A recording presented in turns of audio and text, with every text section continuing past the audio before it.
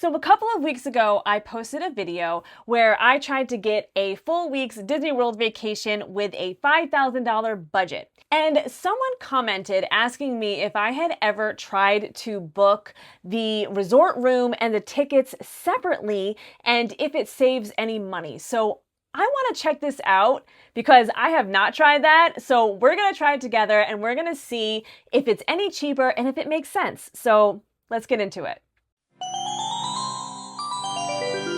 Okay, so we are going to be doing the same dates and everything that we did for the $5,000 budget video.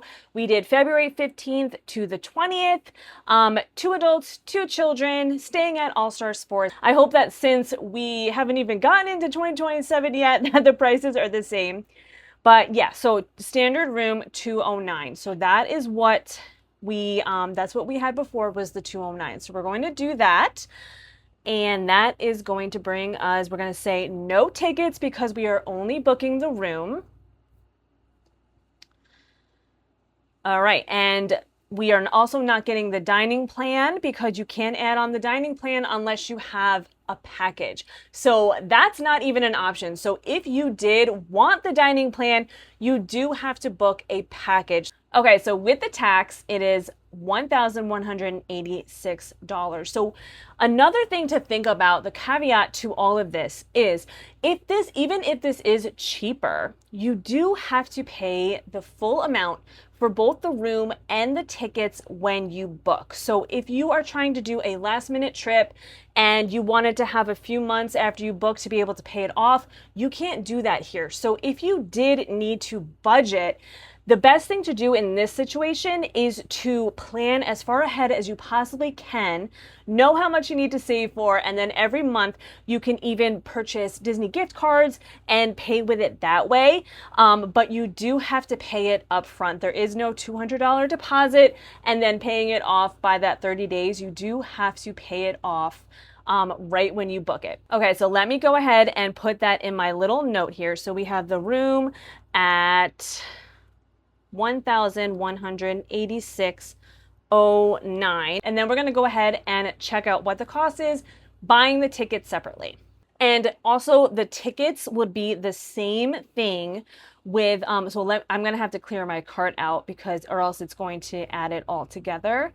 All right, so we are going to go ahead and just look at the tickets. And like I said, it's the same thing as the room where you're going to have to pay those ticket prices up front. As soon as you buy them on here, you have to buy them flat out. There is no deposit and then buying them. So that is something that you do have to think about. Okay, so we are not going to be getting the Magic ticket because this is actually something that's a promotion for 2026. So there is a chance that something like this package might be available in 2027 when you were going, and that could definitely make things a little bit cheaper for you.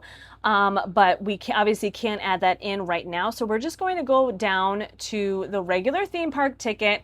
And then obviously, like I just said, keep your eye out for any ticket promotions that might be available in 2027 when you are looking to book. Okay, so in the $5,000 budget video, we did 4 park days. So we're going to be doing the same exact thing as we did in that video, just to price compare if this really does make it any cheaper. And like I said, even if it does make it cheaper, the caveat is that you have to pay everything up front. So I do think that might deter people from doing it this way, but let's see if it saves a ton of money.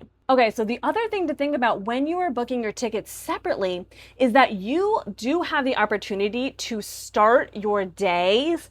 Like if you were staying for a full week, like let's say you're staying 7 days or 8 days, but you're only doing 4 park days, you have the opportunity to look at this calendar and see what the cheapest start date is. And if that makes sense for your vacation to start your 4 park days on the cheapest day, you might be able to move things around to make it a little bit different. Now, what I'm seeing here, the price differences really isn't that big of a difference to make it start. Like, as you can see here, it's like 183 and then 181, 179. Like, that price difference isn't enough to make me want to like completely change my week around or anything like that. But you do have the opportunity to do that if you have the flexibility to do that, and the prices sometimes really can jump, especially from like a weekend to a weekday, so that it can be a benefit to booking the tickets and rooms separately.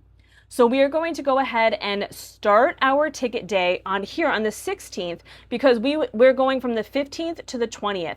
So we wouldn't go on arrival day, and it's also a little bit more expensive. So let's start them here with the 181, and then we'd be able to go the 16th, 17th, 18th, 19th, and then we'd be departing on the 20th. So that makes sense to do it there. And then you do have all of these days to use those tickets.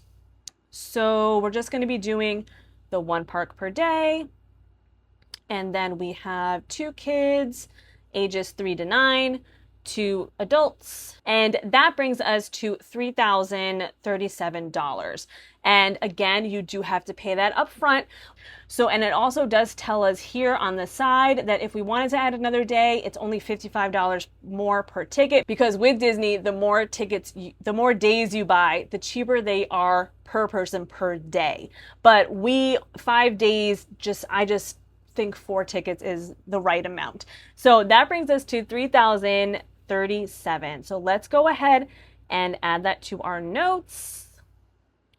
All right, so we are at 3,200. Oh, no, that's the other. So we are at 3,000, what did I say? 37. Okay. All right, and so that brings our total, and yeah, I am going to use a calculator. 3,037 plus 1,186.09, and we are at 4,223.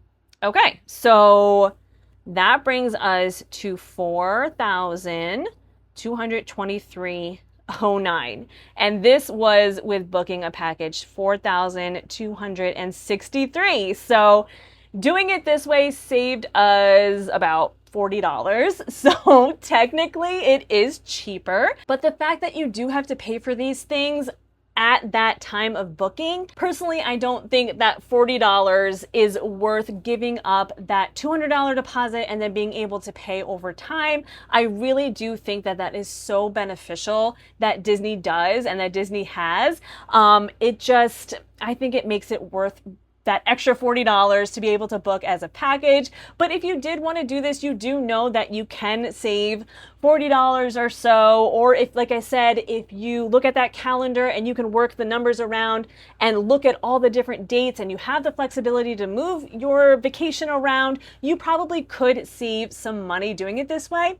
And also the promotions, like if you were to do that promotion that they have right now, that 4-day magic ticket or something like that, test it out and see if using that promotional ticket would save you a bunch of money, because it might. And then doing it this way, if you are prepared and know that you have to pay up front when you book, it could wind up saving you a bunch of money with these promotions. So that's going to do it for this video. It technically did save us money, but again, that small amount of money I don't think is worth it. But you know, I might do another one of these if a promotion comes out for 2027, like that 4-day ticket that's for 2026. I'll probably do another one of these to see if doing it that way would save us a bunch of money. So definitely subscribe so you don't miss out on any of my other videos. I love to make these budget videos and packing videos and all these other things. So definitely subscribe and give this video a thumbs up if it helped you out in any way. And until next time.